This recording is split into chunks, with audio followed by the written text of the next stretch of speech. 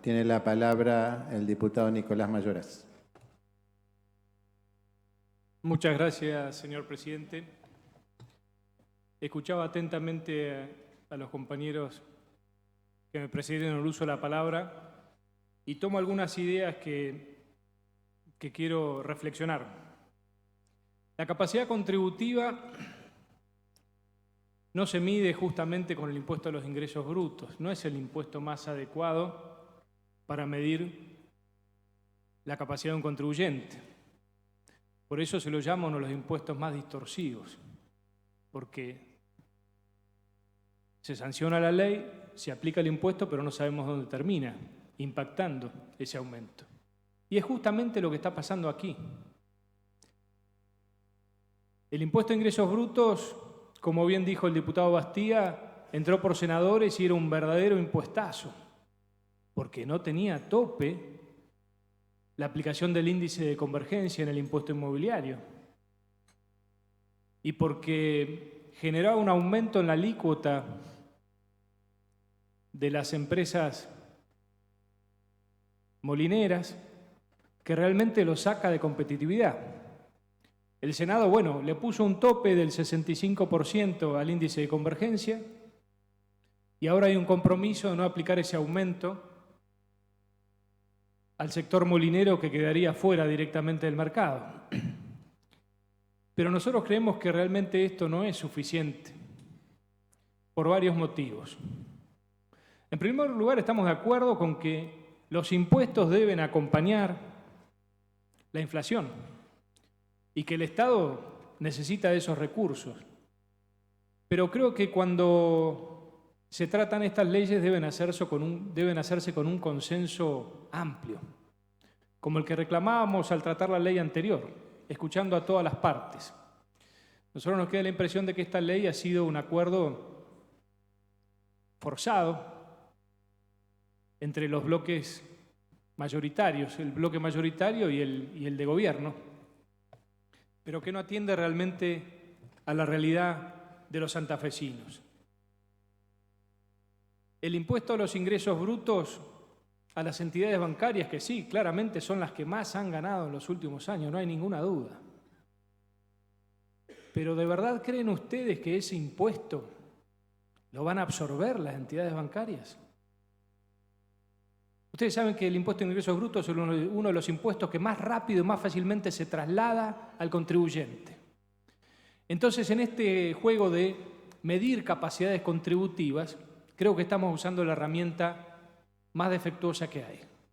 Porque este impuesto lo va a terminar pagando el contribuyente. Y en este caso, ¿quién es? El titular de la cuenta corriente, el deudor moroso del banco, porque van a ser ellos quienes asuman y absorban este impuesto. No van a ser los grandes bancos. Y el impuesto que dicen a las grandes cerealeras, tampoco. Primero porque la exportación de cereales y aceites no paga ingresos brutos. Entonces, no estamos hablando aquí de gravar una actividad que ha ganado mucho. ¿Y a quién grava entonces? ¿A quién afecta? Afecta al mercado interno, a lo que no se exporta. Y si ahora vemos que va a haber una corrección en esta suba del 1,5 al 2% a los molineros, para mí pone en evidencia el apresuramiento en el dictado de esta ley o la falta de consensos necesarios para encontrar que realmente las subas propuestas son excesivas, aún con las correcciones que se le han puesto. No es ni con impuestazos seguramente que se gobierna bien, como tampoco lo ha sido con tarifazos. Las pruebas están a la vista. Pero realmente creo que el esfuerzo lo debemos hacer todos. El Estado también. Hace un mes atrás, la anterior composición de esta Cámara, cuando aprobó el presupuesto, en el artículo 47, le dio la facultad para endeudarse al Estado provincial con 12.366 millones de pesos. Es decir, hay herramientas para que el Estado se pueda financiar. Esa emergencia de la que hablamos hace un rato el Estado hoy por hoy tiene, el Ejecutivo, las herramientas necesarias para financiarse. Y eso sin mencionar que ese presupuesto fue aprobado sin tener en cuenta esta ley de consenso fiscal que aprobamos la semana pasada, lo cual indica que fue con una previsión presupuestaria medida con impuestos a la baja, es decir, calculando que en el 2020 se iban a seguir reduciendo los impuestos. Y hoy, al aprobar el consenso fiscal, tenemos que la provincia de Santa Fe va a tener un ingreso que no está previsto en la ley de presupuesto.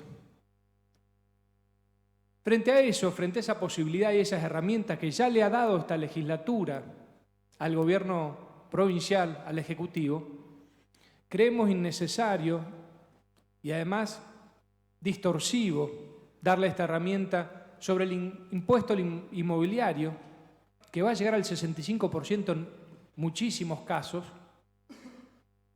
con partidas del impuesto inmobiliario de gente que en realidad son jubilados, pero que a lo mejor viven, esto está medido, en el centro, en los grandes centros urbanos, en la ciudad de Rosario, pagan las categorías más altas, pero su jubilación no le va a subir al 65%. Sin contar con que además un municipio obtuvo algo que debe ser la envidia de todos los municipios, que es la posibilidad de aumentar trimestralmente la TGI en base a el índice de inflación. Entonces creo que en esto de medir la situación por la que está atravesando la provincia, debemos atender la situación de los santafesinos en general y ver de qué modo le va a impactar. Porque los que pagan el impuesto inmobiliario somos todos, no son ni los más ricos. Y eso de fijar un 10% para las dos primeras partidas es totalmente insuficiente. Porque además, insisto, no mide bien la capacidad contributiva del ciudadano. Entonces, nos parece que esta ley debió ser discutida más largamente. El impuesto inmobiliario urbano y rural. El rural. La foto es mucho más grande que la que se menciona.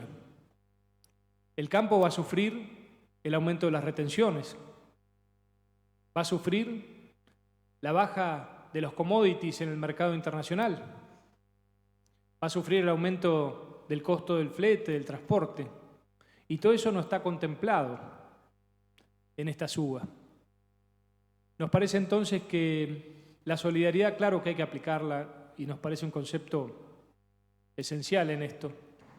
Pero en este caso creo que se ha hecho un uso desmedido de esta atribución y se ha dado al impuesto un valor muy elevado, repito, inmobiliario e ingresos brutos. Por eso, señor presidente, nuestra intención era acompañar la ley en el resto de los artículos, pero no le vemos realmente sentido si estamos nosotros en esta posición en la cual nos encontramos con que lo más importante de la ley, que la suba de los impuestos, no la estamos acompañando. Por eso adelantamos nuestra posición en contra de la ley. Muchas gracias.